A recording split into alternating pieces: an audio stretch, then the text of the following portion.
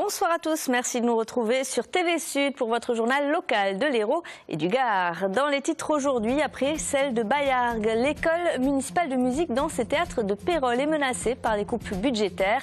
Parents, profs et élèves se mobilisent.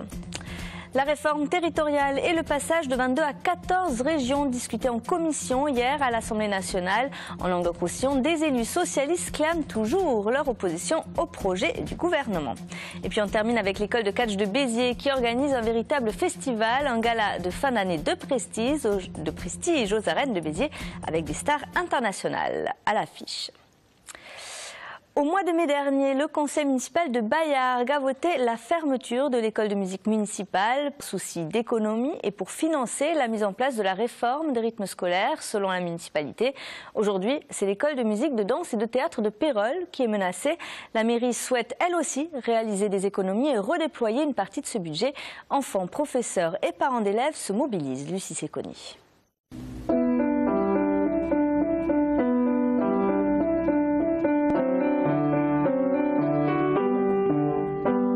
Naol a 6 ans et joue du piano depuis 3 ans. Avec sa petite sœur Soa, il s'adonne à une passion familiale depuis toujours. Mais le week-end dernier, ils apprenaient que leur école de musique à Pérols fermera ses portes à la rentrée prochaine. Mais je me sens pas bien parce que la musique, c'est la vie. Et s'il n'y a plus de musique, il n'y a plus de vie à Pérols. Et voilà. Comme Naol et Soa, ils sont 370 enfants inscrits, un chiffre qui a triplé depuis 2006. Je vais faire de la trompette et je faisais du trombone. Et je fais du théâtre, je fais du piano, je fais de la danse et du théâtre. Lundi soir, les parents d'élèves manifestaient devant la mairie de Pérols pour échanger avec le maire. L'objectif de la municipalité, faire des économies. Aujourd'hui, on peut par exemple étudier une solution associative dans laquelle, avec une convention avec la commune, et dans le cadre de cette convention, la ville pourrait mettre à disposition les moyens actuels, c'est-à-dire les bâtiments utilisés par l'école de musique, danse et de théâtre, l'ensemble des équipements et leur garantir une subvention d'équilibre, quitte après à ces structures de trouver des moyens de ressources complémentaires. Un dispositif qui ferait économiser 400 000 € à la mairie et pourrait être réparti dans différents projets, comme la création d'un skatepark. L'idée, c'est que ça doit être monté en association. C'est que, comme toutes les associations, il y a une subvention qui est accordée par la mairie, mais qui est votée tous les ans. Donc aussi bien d'une année sur l'autre, cette subvention se trouverait réduite et à un moment donné, de toute façon, ça ne pourrait plus fonctionner. Le prochain conseil municipal qui déterminera l'avenir de l'école de musique, de danse et de théâtre de Pérols se tiendra le 16 juillet. Moins d'accidents, mais toujours autant de tués sur les routes du Gard. 5 personnes sont mortes sur les routes du département au mois de juin. C'est autant qu'à la même période en 2013. Et pourtant, le nombre d'accidents de la route, lui, est en baisse cette année par rapport à l'année précédente. Des collisions moins nombreuses, mais tout aussi meurtrières. Donc en cause, la vitesse couplée à des comportements dangereux. Depuis le début de l'année 2014, 18 personnes ont été tuées dans des accidents de la circulation sur les routes gardoises. À Sète, le pont du Tivoli est rouvert à la circulation. En chantier depuis 7 mois, l'ouvrage pivotant permet de relier le Mas-Coulé au centre-ville de Sète et s'ouvre pour laisser passer les bateaux. Ce pont, construit en 1875, présentait une importante corrosion. Il a été démonté et remonté pièce par pièce. Coût de cette opération, 2 500 000 € supportés par la ville de Sète et la région Languedoc-Roussillon. L'occasion pour le président du conseil régional d'insister sur le développement des infrastructures portuaires financées par la collectivité et de rappeler son opposition à la réforme territoriale qui projette une fusion avec Midi-Pyrénées. Écoutez. Ici, c'est 2,5 millions qui a été investi pour que ce pont refonctionne pour un siècle de plus, pour qu'il relie en fait l'étang, la force de l'étang à la Méditerranée et qui permette le fonctionnement de la ville, puisqu'on est au cœur de la ville de Sète également. Donc ça fait partie des aménagements, mais je voudrais vous dire qu'il n'y a pas que cet aménagement sur Sète. Regardez, rien que pour 2014, il y a 6 grands investissements majeurs qui se font. Et nous considérons que c'est le leader de la Méditerranée pour notre région. Et cette force-là, je sais qu'elle est enviée aujourd'hui. Je sais qu'à l'occasion de la fusion, certains voudraient venir ici, préempter tout ça, prendre tout ça. Eh bien, il y a à peine quelques années, l'État français avait délaissé ce port complètement.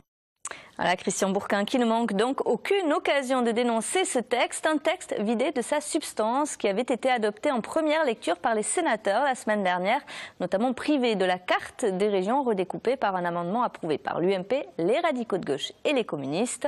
Hier, les députés réunis en commission se sont penchés aussi sur le projet de réforme territoriale qui est loin de faire l'unanimité, même dans les rangs socialistes. En Languedoc-Roussillon, le président de région, donc Christian Bourquin, a lancé une pétition contre la fusion avec Midi-Pyrénées, une fusion dénoncée également par la députée socialiste Anne-Yvonne Ledin.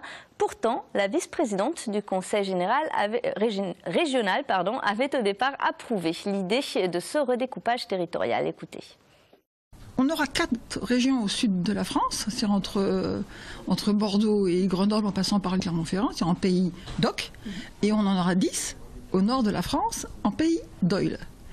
Et avec des débats à n'en plus finir entre qui est breton, qui n'est pas breton, on en est venu hier quasiment aux Vikings et au royaume de Normandie, au débat sur la Champagne-Ardenne et la Picardie. Donc on sent que c'est un débat qui est important, qui a de la valeur, qui n'est pas à négliger. Donc moi dans ce débat-là, je me dis il vaut mieux être 5 au sud que 4. Et par ailleurs, c'est aussi aucune raison d'imaginer que Montpellier Métropole, puisque le maire Philippe Sorel en a décidé ainsi, je crois, est une excellente décision, en tout cas une excellente volonté, et bien que Montpellier Métropole puisse aussi être capitale. Pourquoi pas ? Voilà, les députés devraient se prononcer la semaine prochaine sur le projet de loi qui reviendra ensuite devant les sénateurs.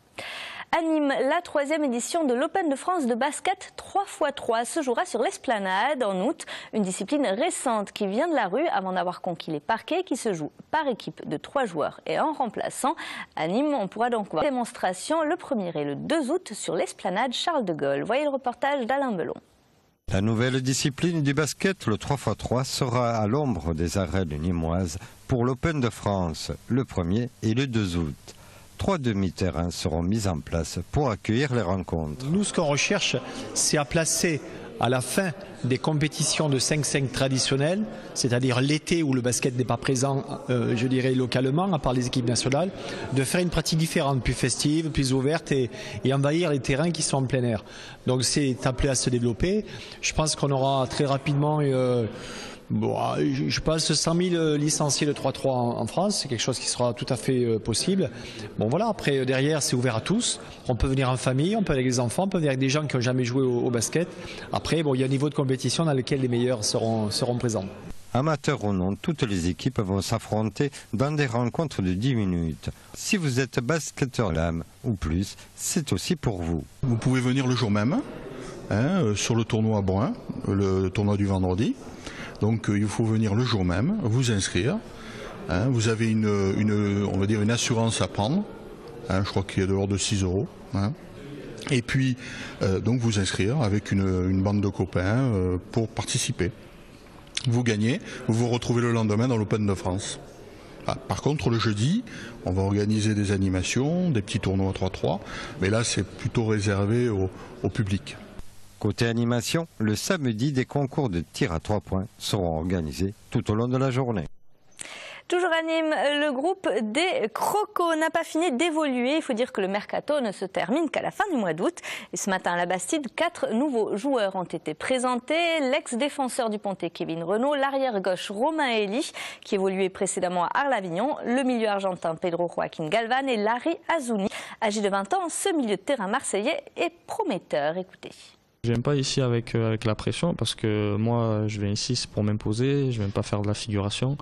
Donc après je comprends les attentes du coach, les dirigeants m'ont fait confiance, ils ont fait des efforts pour que je vienne et je vais essayer de leur rendre cette confiance au mieux. Je fais pas 2 mètres, je fais pas 90 kilos. Mes points forts c'est plus le jeu de passe, la vision de jeu, l'anticipation. Après pour avoir parlé un petit peu avec le coach, je sais qu'il recherchait un joueur de ce style-là, pour compenser justement avec des joueurs plus grands, plus costauds. Donc voilà, j'espère lui donner satisfaction. Le Nîmes Olympique qui vient de battre Toulouse en match amical 1-2 mercredi soir à Balma. En revanche, la réception de l'Olympique Marseille le 26 juillet prochain est compromise. Le staff de l'OM a décidé d'annuler certains de ses matchs amicaux et notamment celui contre les Crocos. C'est la fin de ce journal. Merci de l'avoir suivi. Juste après votre édition de 20h30, retrouvez votre rendez-vous festif de l'été, le JT des Fêtes votives, ce soir à Saint-Jean-de-Védas. Retour de votre édition locale de l'Hérault et du Gard demain à 19h30 et à 20h30. Passez une excellente soirée sur TV Sud.